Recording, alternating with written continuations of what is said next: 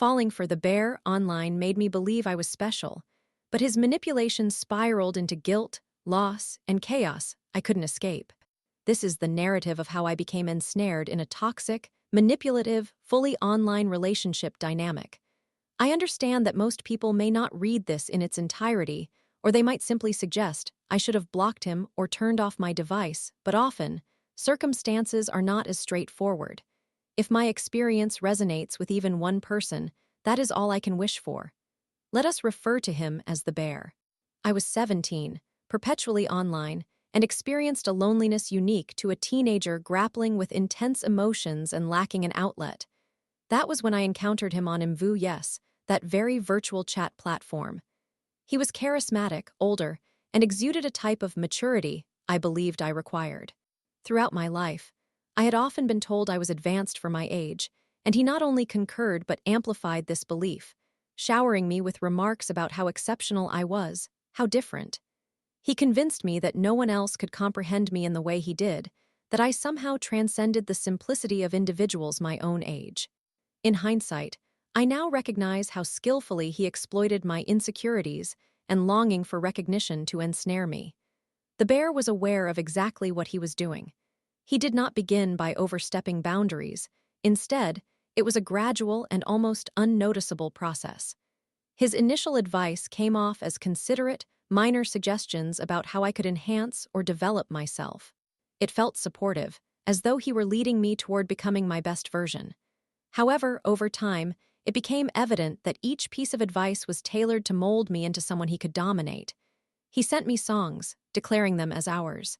Initially, it appeared romantic, but the more I listened, the more I realized that the lyrics served as directives, reinforcing the role he sought me to fulfill in his life. He would express how we shared a distinct bond, how no one else could relate to him as I did. That notion that I was significant to him became a lure I could not remove myself from. There was also a twist. He was not technically single. He maintained a group of women he referred to as his wives, all online friendships like mine, one in her 20s, one in her 30s, and one in her 40s. Each of them was older than me, and I was the youngest. At the time, I failed to recognize how twisted that dynamic was. I only understood that being chosen by him bestowed upon me a sense of importance, despite ignoring the unsettling feeling in my gut. Before anyone interjects, yes, I informed him I was 18. I am aware that it is a typical underage decision to make online. Looking back, I question why, but that is a story for researchers to analyze. Then, my birthday arrived, and I felt the need to confess. He subsequently banned me from communicating with him and the other wives in the group. By that point, my real-life friends were not present, leaving me solely with this group, this little online sphere I had convinced myself was a community. Being excluded was heart-wrenching. After a week, he reached out, expressing that he missed me. I was important to him in some capacity. Just like that, I was allowed back in. He made me believe his expectations were the only ones that held significance. To illustrate an example, he never explicitly called me unattractive, but his words acted like slow, calculated slashes to my self-esteem, each one more cutting than the last. The subtle jabs, the times he would suggest what I could improve upon, were sufficient to lead me to question my entire self-worth.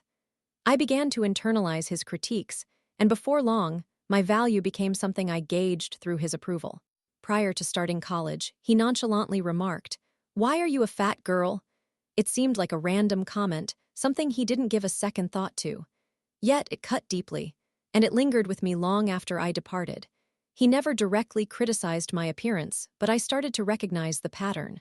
Whenever I mentioned wanting to lose weight after enrolling in college, he would always compliment me.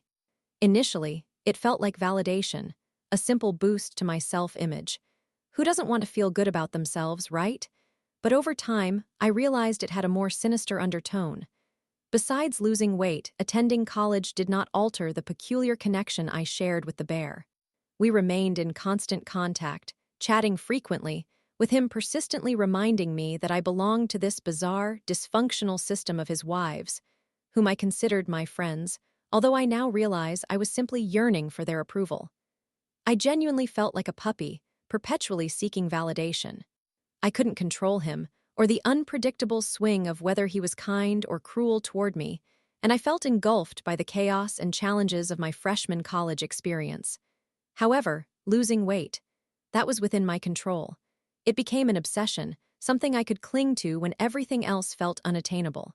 Shedding pounds became a means to earn his approval, as well as that of others in my real life, and offered a semblance of power in an environment where I felt helpless. Victory? The more I concentrated on it, the more it became my method of managing my worth, despite never truly being in control. I resorted to using and misusing diet pills, pursuing control in the only manner I perceived as feasible. I still battle with this daily. The first significant moment of manipulation occurred after one of the women in his wife group allegedly died, or at least, that was his assertion. Later, I would uncover that she had fabricated her death. She crafted an elaborate narrative about being a college student with a hectic life, yet the reality was she had children and had never attended college. The specific details were inconsequential. What mattered was how he exploited this event to tighten his grip over me. He wept over it, incessantly calling me, his voice fragile and seeking comfort from the loss of his favorite wife. He made me feel as if I was the sole person capable of alleviating his pain, as if I was the only one who truly understood his struggles. At that juncture, I believed he required my emotional support, that I was the one individual who could assist him in healing. He had instilled in me a sense of responsibility toward him, and I couldn't realize how severely that responsibility was suffocating. Around the same period, my life was unraveling. My father abruptly left my mother, announcing coldly that he was unhappy and no longer wanted to be a father. My mother was not mentally stable, and my sister harbored resentment toward me for the way I idolized my father's sudden behavioral shift, especially after his infidelity was revealed. It felt as though the ground beneath me was vanishing, and amid that turmoil, the bear swooped in. Initially, he was supportive, uplifting me and providing the comfort I desperately sought. He transformed into my emotional anchor. However, he began to implant ideas telling me, "Your family is weighing you down. You don't need them anymore." And I accepted it. I found myself distancing from my mother and sister, retreating further into the bear's world where he would call me every night, reiterating how special we were, emphasizing that I required no one but him. This felt like control, but at that time, I didn't perceive it as such. It felt like validation. It made me feel significant. Yet now, looking back, I recognize the manipulation for what it truly was. I was so entrenched in his web that I couldn't fathom how to escape, but that was not the worst of it. A few weeks later, my grandfather, who had always been like a father to me, passed away. I was utterly devastated. My world felt as if it were crashing down, and I longed for someone to catch me, to make me feel secure again. And there he was, the bear, always available, prepared to be my emotional foundation. He wasn't merely comforting me, he was offering me something I believed I needed, the assurance that I was not entirely alone in the world. His concern was not genuinely for my loss. It was more about how he could position himself as the person I relied on, the sole individual I could depend upon. He made it feel as if he was the only one who could grasp my anguish in a way that no one else could, as though he could somehow rectify everything. He was aware of my desperation for someone to lean on, for someone to fill the void left by my fractured family and my loss, and he ensured I would lean solely on him. He implored me to converse with him endlessly, assuring me with lines like, "You don't need anyone except me right now." And I took his words as truth. I yearned to believe him. Then he introduced his dream of the Pacific Crest Trail. Initially, I never felt pressured. It was always presented as our shared aspiration, as though we were meant to seek peace together in the rural West. He painted an idyllic life, so simple, so flawless that nothing could ever drive us apart. The gentle breeze, the sun setting beyond the mountain peaks, us running a lavender farm, sharing our adventures online, and raising children who would always feel cherished. It was as if he were presenting me with a future, a place where everything would coalesce, where I would finally feel complete. No one could ever inflict harm upon me again. He never directly insisted that I align with his plans, but his every word and action made it abundantly clear. If I did not adhere to his vision, I would forfeit his love and support. In my mind, that equated to losing everything. The guilt-tripping was so subtle, so insidious, that I began convincing myself I was wrong if I hesitated. I told myself that words were merely words, convincing myself it was just a transient phase. The only person I felt I could confide in was him. In my darkest times, I honestly believed that without him, I would have no impetus to continue. His words made me feel as if he was the only one who truly understood me. The weight of his emotional control led me to believe that without his support, I had no rightful place in the world. Reflecting on it now, I can see how blind and convoluted everything was, but back then, I was entirely brainwashed. I was hopelessly dedicated to him, ready to lose myself merely to retain him in my life. I recall wandering for hours, sometimes in the middle of the night, barely aware of my actions. It wasn't to mourn my grandfather's passing or process my emotions. No, I was walking to shed more weight, to regain a semblance of control over my life. And naturally, to prepare for the Pacific Crest Trail. Every step felt like a form of self-punishment, both to attain a warped sense of control and as an atonement for my entanglement with him. Starving, walking, and obsessing seemed like the sole path to redemption. The most challenging moment came when I traveled abroad to study in England at the end of that summer. The bear was aware that I was experiencing severe anxiety, and eventually, we found ourselves together every single night. We remained connected on Skype nearly every evening while I attempted to sleep on my end, and he kept me on the phone. I would set an alarm for 2 a.m. to align with his time zone in the United States. You can imagine how much rest I managed that semester. At times, he would insist that I leave my laptop open so he could hear every detail of my day, even the mundane aspects, like my walk to class or what I consumed. I knew this was unhealthy, but saying no felt like an impossibility. The thought of upsetting him or worse, him withdrawing his attention filled me with terror. I felt lonelier than ever, burdened by layers of guilt, oceans away from any sense of familiar comfort. The notion of losing him loomed like an unbearable penalty, particularly the idea of a stable, planned life. At 20, I was absurdly nonchalant about my concept of a future, oblivious to the potential within me that was almost overflowing. I feared that our future together, this perfect, idealized life with solid ground he consistently spoke of, would vanish. Consequently, I sacrificed time with real individuals, who I often wonder could have been wonderful friends, and the opportunity to genuinely experience being abroad. Instead, I found myself glued to a screen every night, pretending I was all right, pretending that everything was normal. Each hour that passed, every conversation that remained unfulfilled, felt like a betrayal to him, to us, and I couldn't bear the thought of it.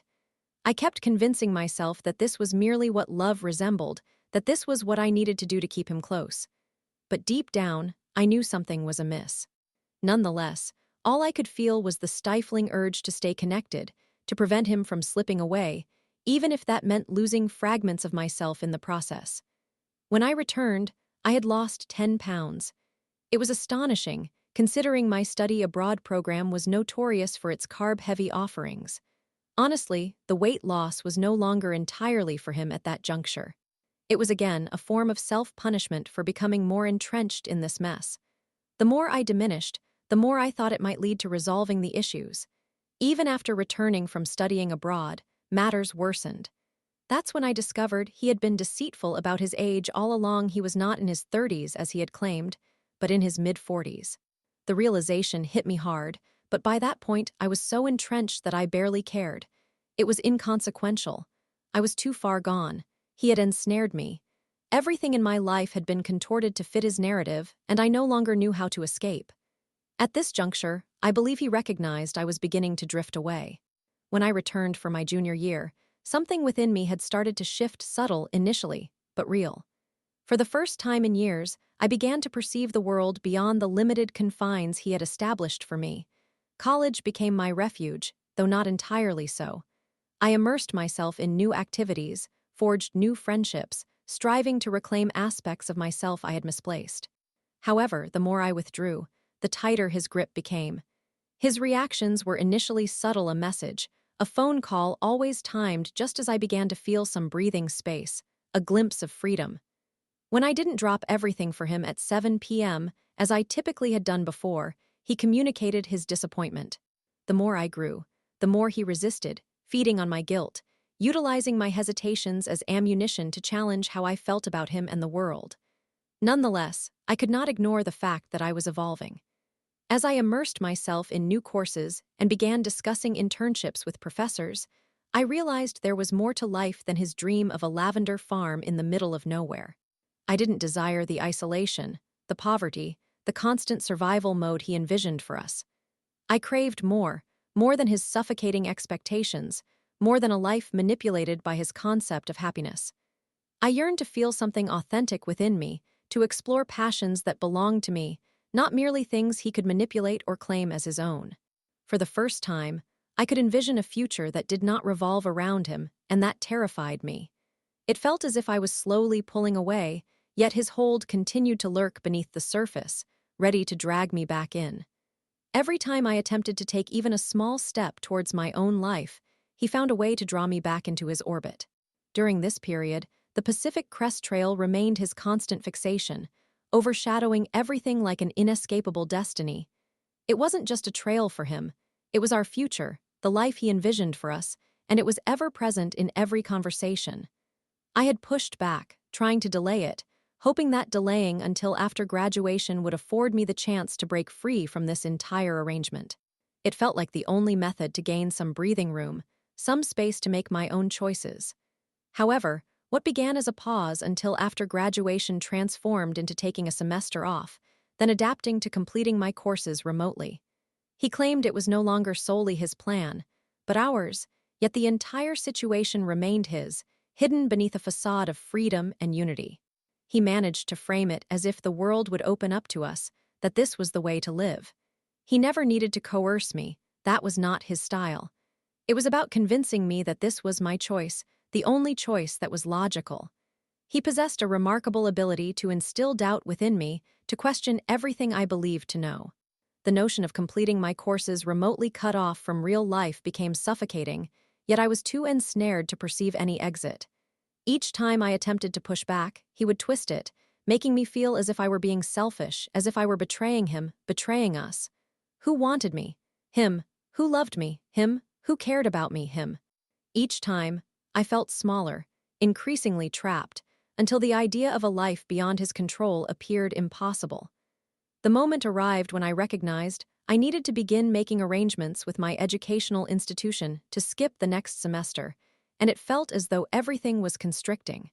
The bear consistently pressured me, unceasingly emphasizing how irrational my family was, how they were hindrances on my path to happiness, future, and freedom. The most disheartening aspect was that I lacked anyone else to confide in. I had no authentic support system, no one I could share my thoughts with. I felt nauseous, overwhelmed by the weight of it all. However, I acknowledged that I had to tell my mother. I couldn't evade it any longer. Not just because I knew she would react dramatically, but because she was financially invested in my education, assisting with my loans and supporting me throughout college in ways I could not overlook. Thus, it was unavoidable. I had to inform her of the plan to take a semester off in order to journey on the Pacific Crest Trail. As I articulated my intentions, I observed her expression shift. She exploded not because she deemed it a horrendous idea, but because she feared I would abandon my academic pursuits. She had not completed her own education, and the thought of me neglecting mine for something that seemed reckless and disconnected from any tangible future devastated her. She recognized that I was not an outdoorsy person, that I lacked any experience with hiking or anything pertinent to the life the bear was attempting to sell me.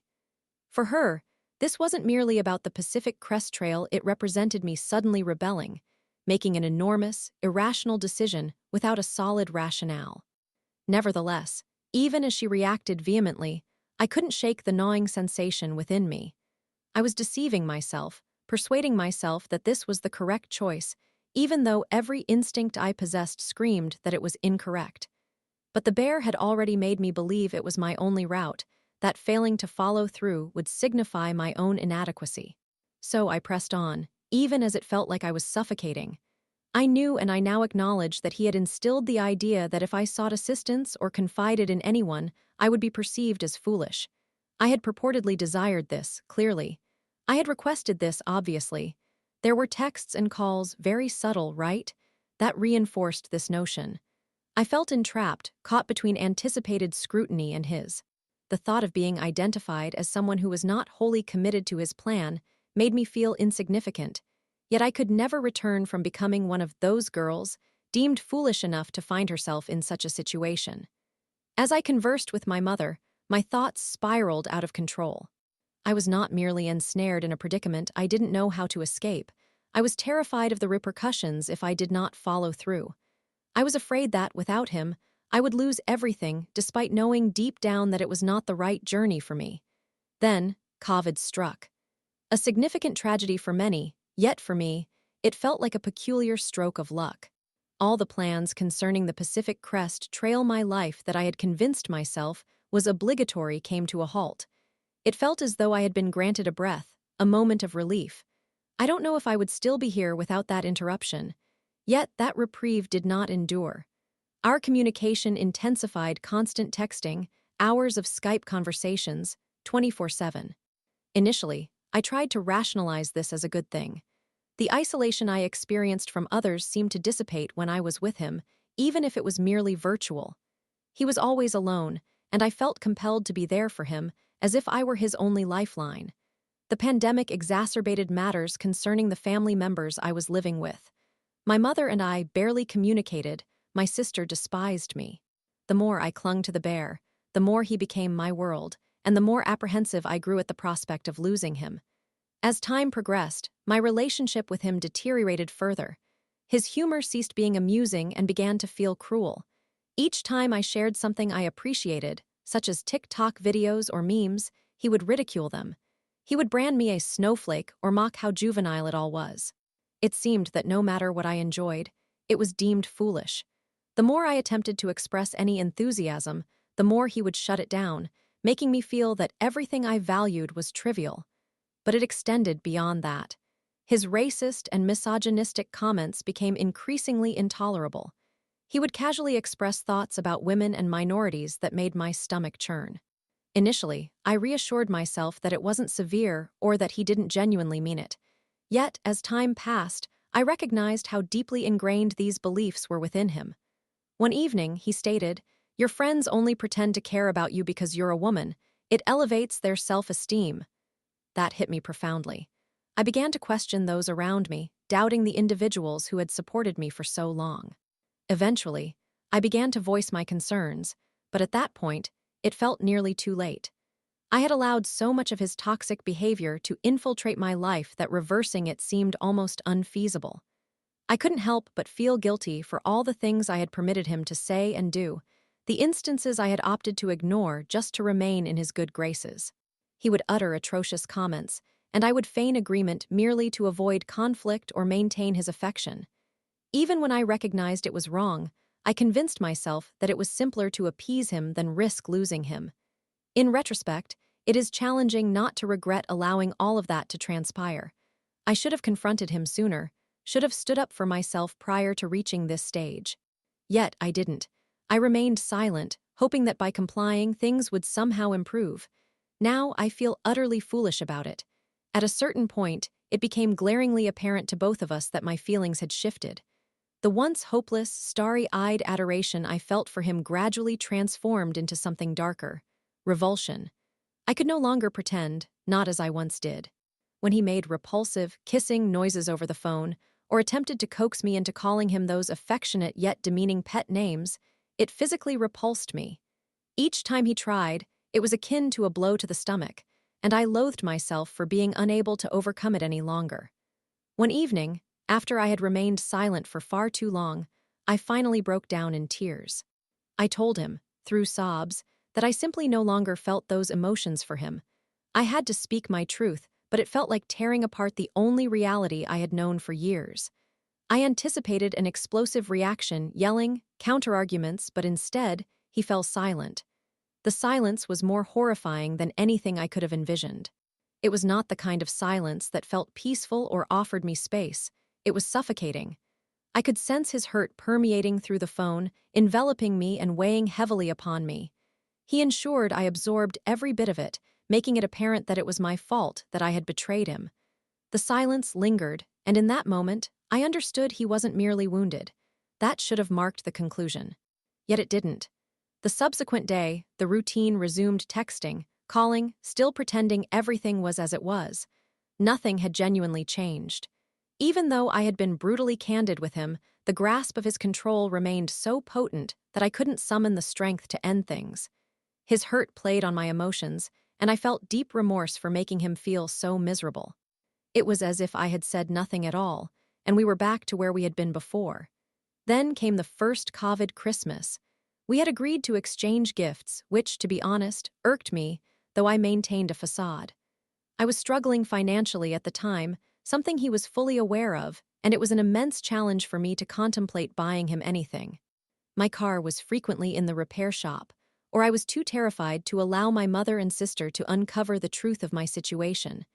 The entire affair felt like a burden, and the pressure was intolerable. He was indifferent to any of that, though. His expectations were always high, serving as a constant reminder of how much I needed to prove myself to him. In spite of everything, I created several handmade gifts for him, items that required time and effort, things that held significance for me. I knew he appreciated them. In the moment, I desired to present him with something to demonstrate my care.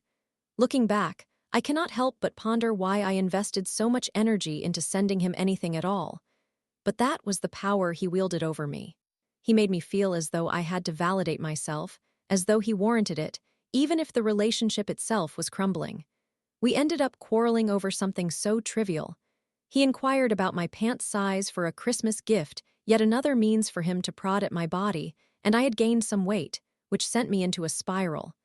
At that point, I was fed up with him. The anger I harbored toward him began to overshadow my guilt. Then, at one moment, he casually mentioned the Pacific Crest Trail again in a message, and I recollect finally stating, "Oh, I'm not certain that's something I want to pursue anymore." The very moment I typed those words, everything shifted. He immediately called me, and I could detect the fury in his voice as he yelled at me. He was enraged, as though I had committed an unpardonable betrayal. I was left in shock, more rattled by the intensity of his reaction than the words themselves. In retrospect, what I had said shouldn't have triggered such an outburst. It was merely a minor alteration in my viewpoint, yet it felt as if the world was collapsing around me because of it.